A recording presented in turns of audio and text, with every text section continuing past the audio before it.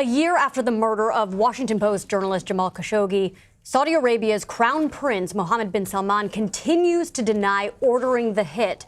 But in a new interview with Norah O'Donnell on 60 Minutes, he says he's ultimately responsible because it happened within his government. And he suggested it may have been orchestrated by people close to him. How did you not know about this operation?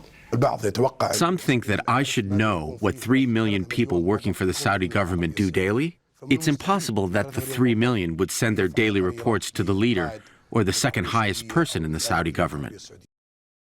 And earlier I spoke to Wall Street Journal Middle East correspondent Jared Malsin on CBSN AM about why the Crown Prince has decided to speak about this now. Surprising in the sense that it's the first time he's spoken about this on camera, as you said. What is difficult to parse from what he said is that he's claiming that he had no knowledge of the operation to kill Jamal Khashoggi in the consulate in Istanbul, in spite of the fact that the man who was his top aide, his right-hand man, Saud al-Qahtani, was sanctioned by the United States over the murder, and he was also fired from his role in the royal court. And other senior intelligence and security officials from Saudi Arabia are actually on trial in Saudi Arabia's own investigation of this case, and yet he's saying that he had no knowledge of this, and this was just some of the 3 million employees of the Saudi government. Why is he saying this now? I think it's because Saudi Arabia and the Saudi government are really trying to turn a page on this incident that really shattered Mohammed bin Salman's image in the sort of court of global public opinion, that caused a backlash in the United States Congress. And they really want to turn the attention back onto the reforms that Saudi Arabia is making at home and the Crown Prince's agenda in general. Yeah, so we'll have to see in coming days and weeks if this actually does change the conversation. In June, we know the UN recommended further investigations into what exactly the Crown Prince's role in this murder was. So what are officials in Turkey, where the murder was committed, saying? Are they cooperating?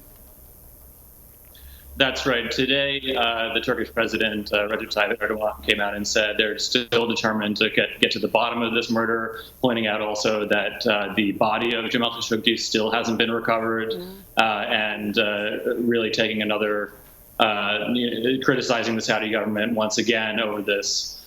So it seems that they're determined not to let go of this. And I think investigators in the U.S., members of Congress who have been looking at this in the past, I don't think they're going to let go of this either. Again, this was a man who was a resident of the United States, a columnist for the Washington Post, and an interlocutor for other journalists, for policymakers, and it's not something that is going to fade away easily for the Saudi government. And what about the Saudi government? How are they reacting to those investigations in Turkey and elsewhere? Well, what they'll tell you and what the Crown Prince said in that interview is that they have their own investigation, they have their own trial. There are these 11 Saudi officials who are on trial in this secretive court proceeding that's happening in Saudi Arabia.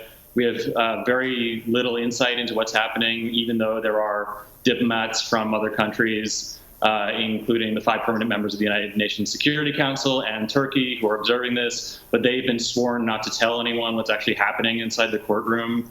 So it's a very opaque proceeding that's happening. And what we do know is that there's been a lot of tension between the United States government and the Saudis over the fact that the senior advisors to the Crown Prince and himself seem to have avoided accountability for this killing.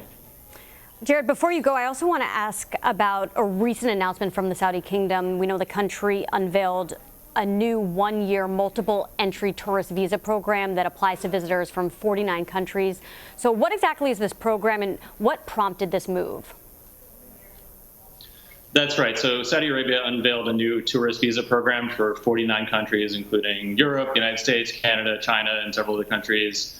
And this is new. This is part of this whole set of reforms that Mohammed bin Salman has put in place, where he's trying to open up the Saudi economy, diversify it, make it less dependent on oil. And it is new. In the past, if you want to visit Saudi Arabia, usually you are someone who's going on Hajj, on the pilgrimage to Mecca, or you are a business visitor, or maybe you are a resident there for some other reason.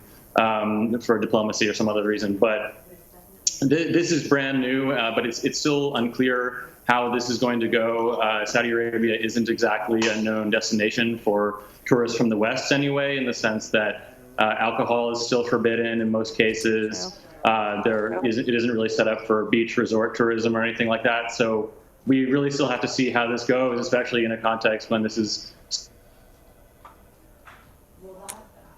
torturing them and still has these unanswered questions about the Khashoggi killing. We will see if it has a booming tourist industry. We know it has a lot of culture and history, religious history, as you mentioned. Jared Malsin, thank you so much. Thank you.